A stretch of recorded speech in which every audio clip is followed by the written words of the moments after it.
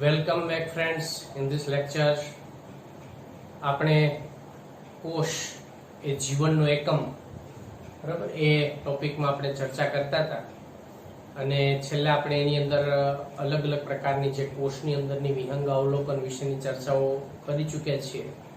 તો હવે એમાં આપણે એના પછી આગળ જો વાત કરીએ તો એમાં આપણે આદિકોષ કેન્દ્રીય કોષ અથવા તો જેને આપણે પ્રોકેરિયોટિક કોષ તરીકે ઓળખી શકાય એવા કોષ વિશેની એમાં આપણે ચર્ચા કરીએ.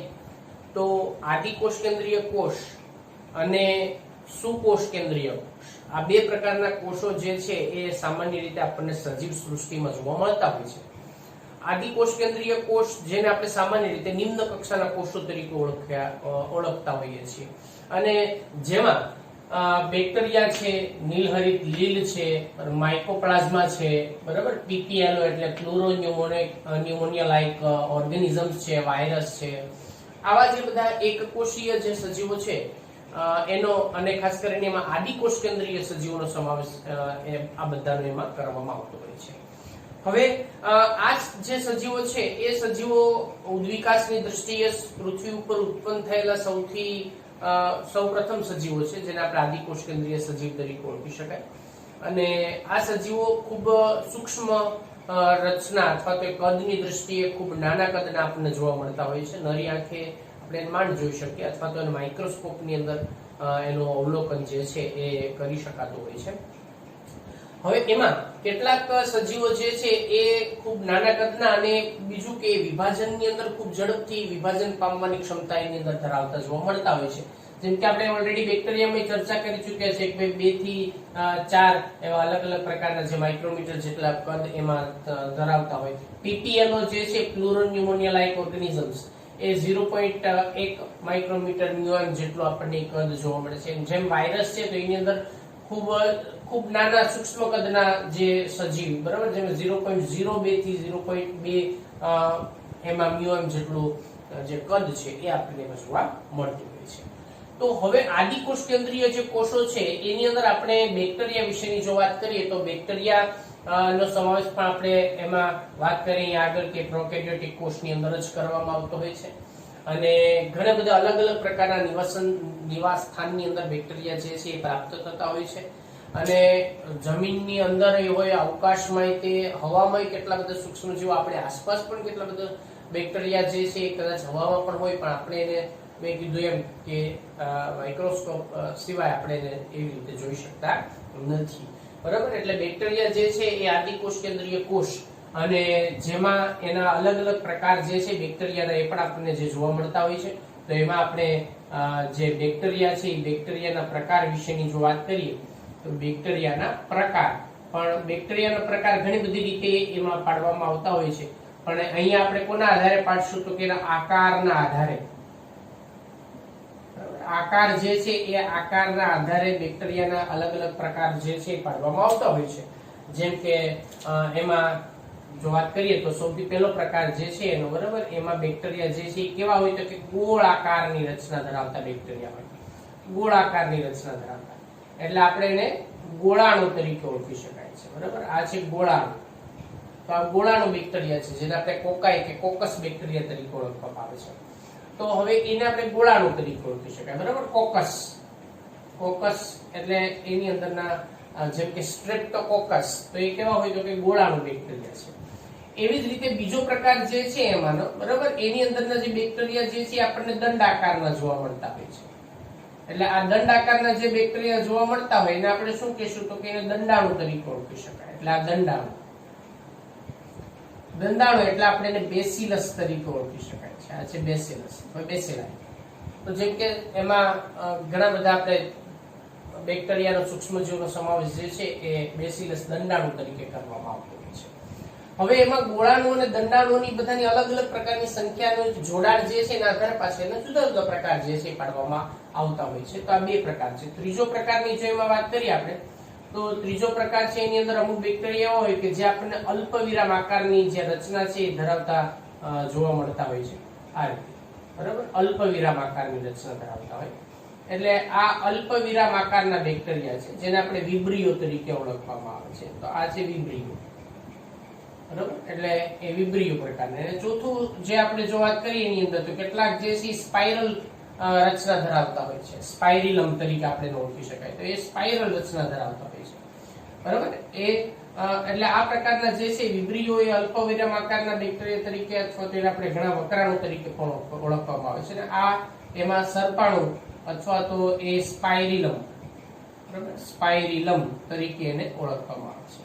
તો આવા અલગ અલગ પ્રકારના જે બેક્ટેરિયા છે એના આકારની દ્રષ્ટિએ ઘણા બધા, અને અમુક બેક્ટેરિયા એમાં ઘણા એવા છે કે અનિયમિત આકારના પણ એની અંદર ઘણા ખરા જોવા મળતા હોય છે. તો આકારની દ્રષ્ટિએ આપણે બેક્ટેરિયાની અંદર ઘણી બધી જે કોઈ પણ લાક્ષણિકતાઓ જે છે એ એની અંદર જોવા મળી શકે છે. હવે આકાર પછી જો આપણે વાત કરીએ તો બેક્ટેરિયાની જે કોષ રચના છે, બરાબર, આદિકોષ કેન્દ્રીય કોષની કોષ રચનાને સમજવા માટે આપણે બેક્ટેરિયાની વાત કરીએ છીએ. તો હવે એની અંદર આપણે એમાં જે બેક્ટેરિયા છે એ બેક્ટેરિયાની જે કોષ રચના જે છે એ કોષ રચના કયા પ્રકારની હોય એના વિશેની આપણે એમાં વાત કરીએ છીએ. સામાન્ય રીતે એના કાર્યને એની દ્રષ્ટિએ ઘણી બધી વિવિધતાઓ જોવા મળતી હોય છે, પણ આદિકોષ કેન્દ્રીય કોષોની અંદર ઘણી ખરી એમાં એની કોષ રચનાની અંદર મોટા ભાગે એમાં જે સામ્યતાઓ જે છે એ આપણને જોવા મળતી હોય, ભલે કાર્યની દ્રષ્ટિએ એમાં વિવિધતાઓ આપણને જોવા મળતી હોય છે. તો કોષ રચનાની જો વાત કરીએ બેક્ટેરિયાની અંદર, તો બેક્ટેરિયાની કોષ રચનામાં આપણને મુખ્યત્વે એની અંદર ઘણા બધા અલગ અલગ પ્રકારના જે ભાગો છે એની રચના જોવા મળે છે. એમાં સૌથી પહેલા આપણે ધારો કે વાત કરીએ કે એમાં બેક્ટેરિયાની જે કોષ રચનામાં બેક્ટેરિયા ઉપર આમ તો ત્રિસ્તરીય આખું જે આવરણની રચના આપણને જે જોવા મળે છે, આ 3 સ્તરને આપણે કંઈક આ રીતે દર્શાવ્યું, જેમાં સૌથી પહેલું બહારનું સ્તર જે છે એને પ્રાવર કે કેપ્સ્યુલ તરીકે ઓળખવામાં આવે છે, બરાબર. બીજું એમાંનું જે સ્તર છે એના પછી એને નીચેનું એને આપણે કોષ દિવાલ તરીકે ઓળખવામાં આવે છે, સેલ વોલ. એના પછીની જો વાત કરીએ તો એના પછી નીચે કોષ રસ સ્તરની રચના જોવા મળે છે, અને એને આપણે સાયટોપ્લાઝમિક મેમ્બ્રેન તરીકે ઓળખવામાં આવે છે. અને એની જે નીચેની વાત કરીએ આપણે તો પછી એની અંદરના ભાગે એમાં આપણને કોષ રસ જે છે એ જોવા મળતું હોય છે, અને એની અંદર આપણને એનું જે જનીન દ્રવ્ય છે, બરાબર, એ જનીન દ્રવ્યની રચના ડીએનએ જે છે એની રચના આપણને એ બધું જોવા મળતું હોય છે. આ ઉપરાંત કેટલીક અમુક અંગિકાઓ જે છે જેમ કે મેસોઝોમ્સની રચના જોવા મળે છે, એ જ રીતે એમાં રિબોઝોમ્સની રચના જોવા મળે છે, બરાબર. આ ઉપરાંત એમાં જે બાકી જે રચના છે એમાં ખાસ કરીને કશા છે, બરાબર, કશા પક્ષમાં. તો આ બધી જે કોઈ પણ રચના પક્ષમાં કશા એટલે એ રચના આપણને એની અંદર જોવા મળતી હોય છે, જેને આપણે પીલી કે ફિમરી બધા અલગ અલગ નામથી ઓળખવામાં આવતા હોય છે. પીલી છે, ફિમરી છે, બરાબર, અને આ છે ફ્લેજેલા. તો એવા અલગ અલગ જે કોષની અંદરના ભાગે આપણને ખોરાક સંગ્રહિત કણોની બધું કોષ રસની અંદર જે જોવા મળતું હોય છે બધા વિશે આપણે મને ડિટેલમાં એમાં ચર્ચા કરીએ. તો સૌથી પહેલા આપણે એની અંદર જો વાત કરીએ બેક્ટેરિયાની કોષ રચનાની અંદર, તો એમાં છે પ્રાવર. હવે આપણે બધા જાણીએ કે બેક્ટેરિયાની અંદર જે કોઈ પણ મેં કીધું એમ ત્રિસ્તરીય રચના, પ્રાવર, કોષ દિવાલ અને કોષ રસ્તર, બરાબર. આ એનું રક્ષણાત્મક આવરણો તરીકે આપણને એમાં જોવા મળતા હોય છે. અને જેમાં ખાસ કરીને પ્રાવર જે છે એ પ્રાવર જે જિલેટિનના સ્ત્રાવથી બનેલો અને કોષ દિવાલની ઉપરના ભાગે, બરાબર, પ્રાવર એ જિલેટિનના સ્ત્રાવથી આપણને બનેલું જોવા મળતું હોય છે. અને ખાસ કરીને એની અંદર આપણને આ જે સૌથી બહારની રચના છે જે રેડ કલરની આપણને એમાં દર્શાવેલી છે, તો પ્રાવર જે છે એનું સૌથી બહારનું આવરણ છે અને એ રક્ષણાત્મક આવરણ છે, બરાબર. પ્રાવર એ એનું સૌથી બહારનું આવરણ છે, સૌથી બહારનું, અને ખાસ એ રક્ષણાત્મક આવરણ છે. હું બહુ ટૂંકમાં એના વિશેની આપણે અહીંયા લખાણ લખશું, બાકી સમજૂતીમાં વધારે એમાં ચર્ચા કરશું. રક્ષણાત્મક આવરણ છે, અને ખાસ એ જેની દિવાલ છે દિવાલની બહારના ભાગે આપણને જોવા મળતું હોય છે, અને ગ્લાયકોકેલિક્સની બનેલી રચના આપણને જોવા મળે છે, બરાબર. ગ્લાયકોકેલિક્સ અને ઘણા બધા ગ્લાયકોકેલિક્સ એટલે એ પ્રકારની જે એની અંદરની પોલિસેકેરાઇડ જે રચનાઓ આપણને એમાં જોવા મળે છે. કેટલાક બેક્ટેરિયાની અંદર આ આવરણ જે છે એ આપણને એમાં શિથિલ પ્રકારનું પણ જોવા મળતું હોય છે, અને ક્યાંક આપણને જાડુ આવરણ જે છે એને પ્રાવર તરીકે ઓળખવામાં આવે છે. અને બાકીનો જો એની અંદર બેક્ટેરિયામાં આપણે જો વાત કરીએ તો કેટલાકમાં આપણને શિથિલ પર રચના પણ જોવા મળતી હોય. જે પ્રકારના બેક્ટેરિયા હોય એના ઉપર એ બાબત જે છે ઘણી ખરી એમાં આધારિત આપણને જોવા મળતું હોય છે. તો સૌથી બહારનું અને મજબૂત આવરણ જે છે એને આપણે પ્રાવર તરીકે ઓળખવામાં આવે છે. એટલે આ જે રચના છે એની અંદરની એ પ્રાવરની રચના છે, સૌથી બહારના ભાગે આવે. બરાબર. હવે પ્રાવરથી અંદરના ભાગે આપણે જો વાત કરીએ તો એના પછી આવેલી છે કોષ દિવાલ.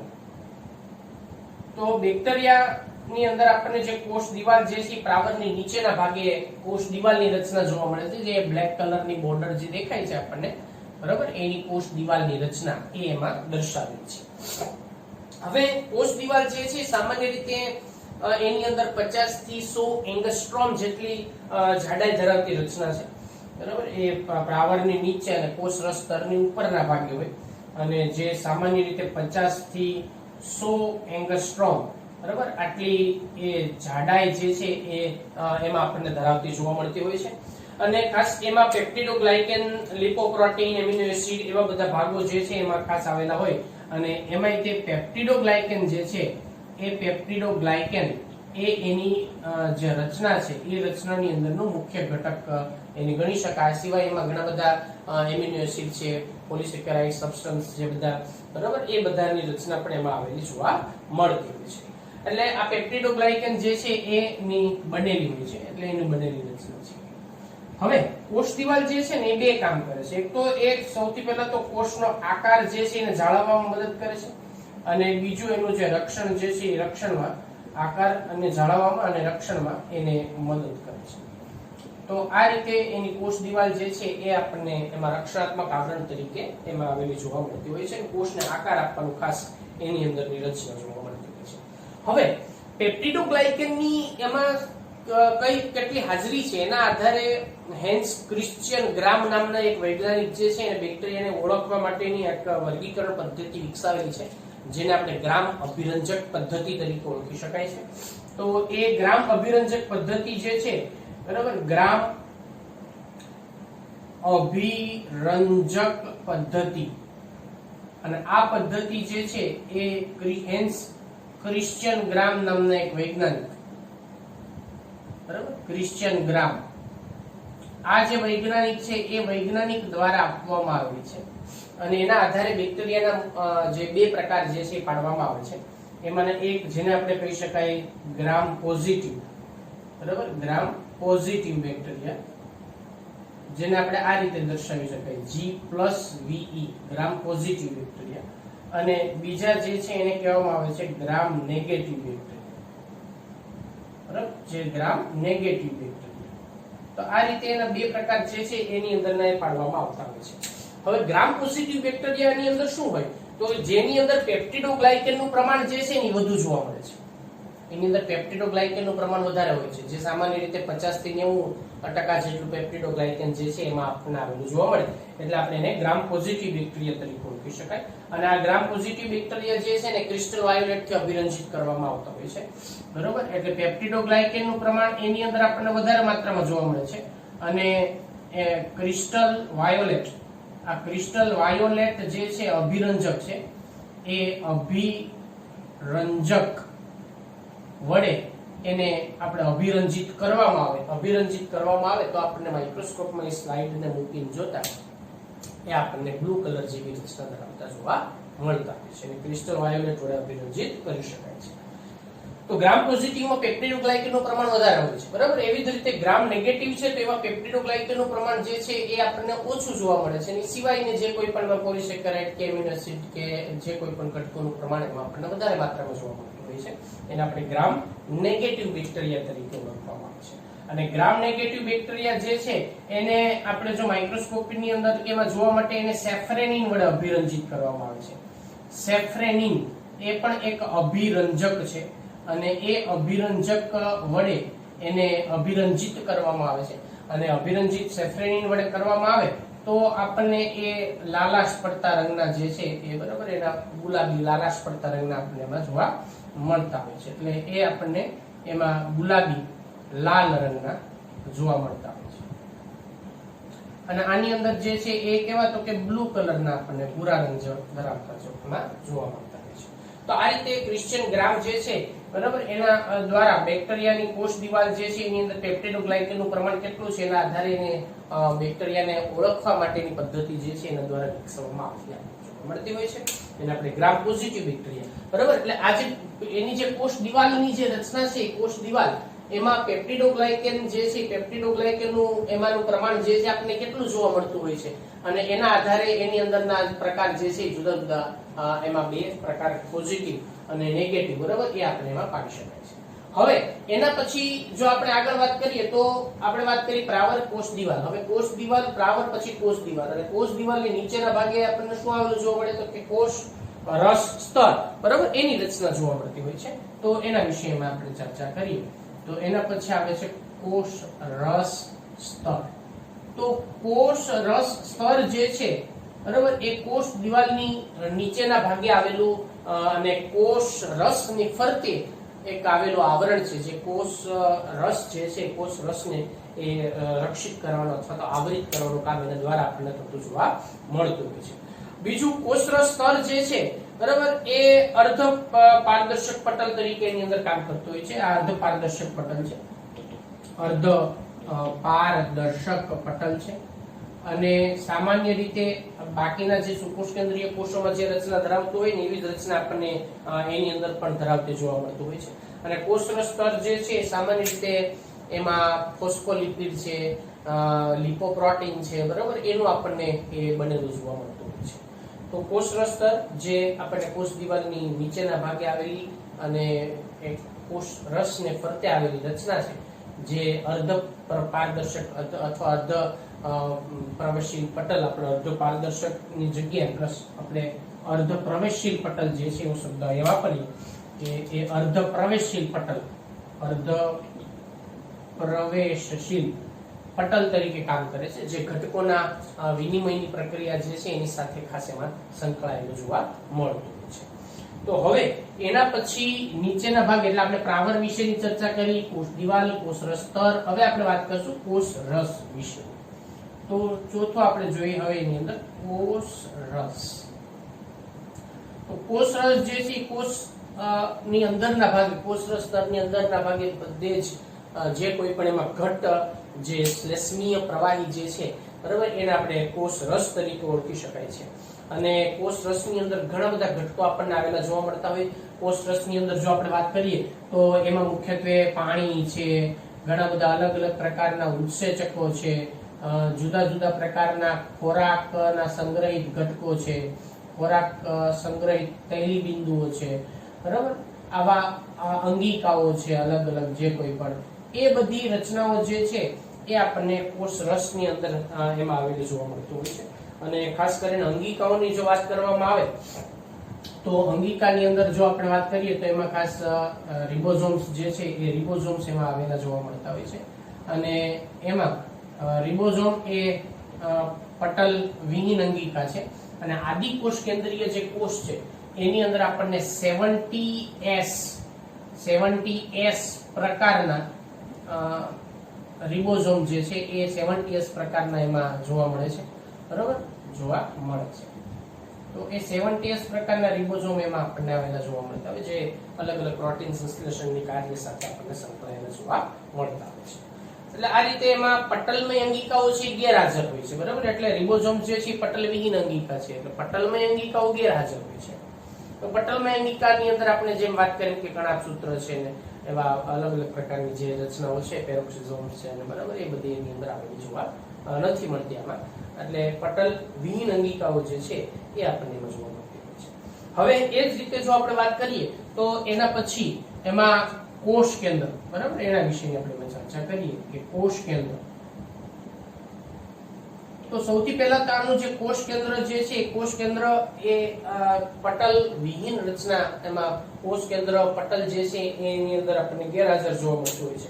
એટલે કોષ કેન્દ્ર પટલ એ જે પટલમય રચનાથી આવૃત નથી હોતું કોષ કેન્દ્ર જે છે, એટલે એમાં કોષ કેન્દ્ર પટલ એમાં ગેરહાજર હોય છે, બરાબર. એટલે એની અંદર પછીથી શું આવેલું હોય તો અંદરના ભાગે, તો એની અંદર આપણને જે ગુચરામય પ્રકારનું જે ડીએનએ છે, જનીન દ્રવ્ય છે, એ આપણને એની અંદર આવેલું જોવા મળે છે.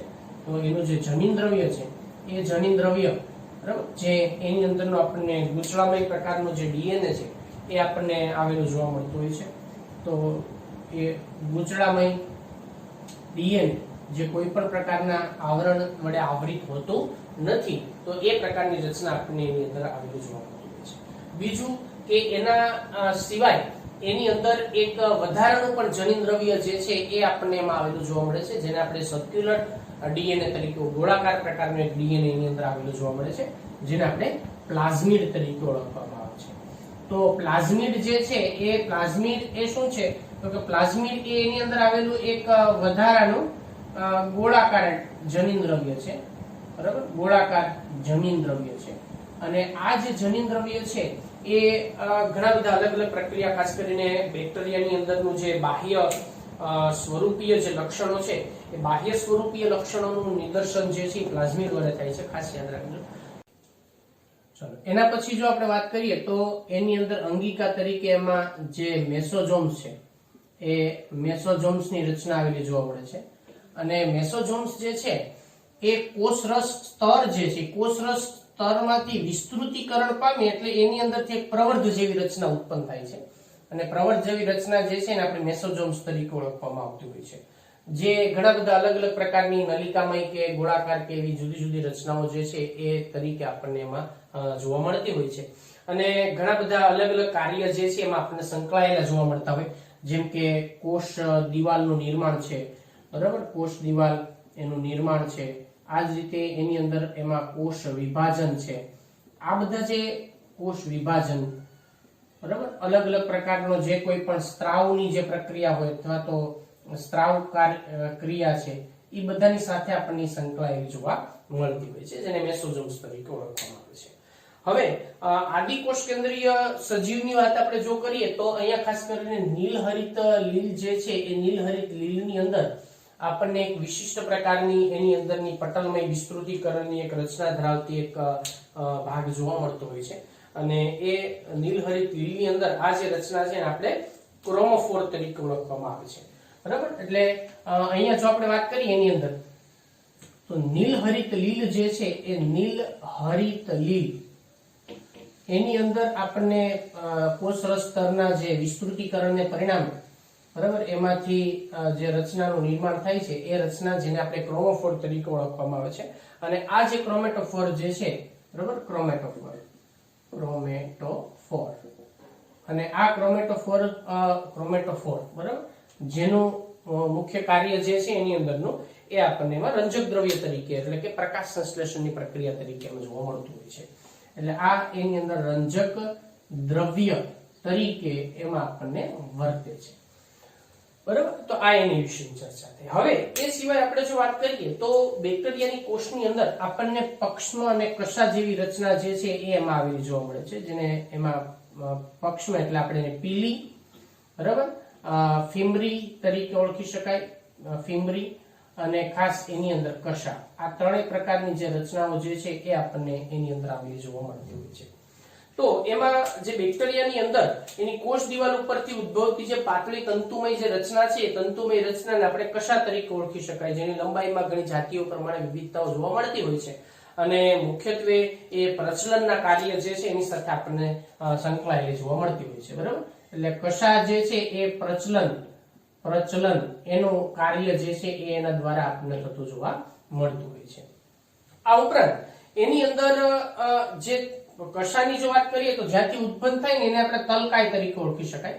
અને એને તલકાય જે છે ત્યાં અંકુશની રચના આવેલી જોવા મળે, અને પછીનો ભાગ જે છે આપણે તંતુ તરીકે ઓળખી શકાય. તલકાય, અંકુશ અને એની અંદરનો તંતુ, બરાબર. આ અંકુશની રચના એની અંદર હોય ને એમાં તંતુની રચના આપણને જોવા મળતી હોય છે, તંતુ લાંબો આપણને જોવા મળતો.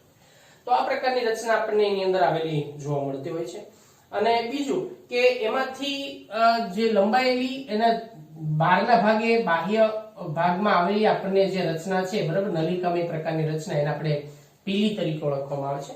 અને પીલી જે છે પ્રોટીનમય પ્રકારની રચના તરીકે એમાં જોવા મળે છે, અને જે પ્રજનનના કાર્યની અંદર એ અગત્યનો ભાગ ભજવતી હોય છે, બરાબર. એટલે પીલી એ પ્રોટીનની બનેલી અને પ્રજનન કાર્યમાં એ આપણને એમાં ભાગ લેતી જોવા મળતી હોય છે.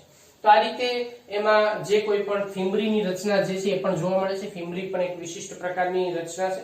અને જે પણ આની જેમ જ તે બહારના અવકાશમાં જોવા મળતી હોય છે પીલીની સાથે. અને બીજું કે જે પાણીમાં ખાસ કરીને જે બેક્ટેરિયા આપણને જે જોવા મળતા હોય તો આસપાસના વિસ્તારની અંદર જે પથ્થરો નહીં હોય ને એની સાથે ચોંટી રહેવા માટે એ ખાસ એમાં જે ફીમરી છે એનો ઉપયોગ એના દ્વારા કરવામાં આવતો હોય છે. તો બેક્ટેરિયાની જે કોષ રચના આપણને જે જોવા મળે છે એ કોષ રચનાની અંદર આ પ્રકારના જે વિવિધ ભાગો જે છે એ આપણને એમાં આવેલા જોવા મળતા હોય છે. બરાબર. તો બેક્ટેરિયાની કોષ અથવા તો આદિકોષ કેન્દ્રીય કોષ કે પ્રોકેરિયોટિક કોષની અંદરના પ્રકાર અને એની રચના કઈ પ્રકારે હોય એના વિશેની આપણે આજે ચર્ચા કરી. બાકી આપણે નેક્સ્ટ લેક્ચરમાં આગળ વાત કરશું.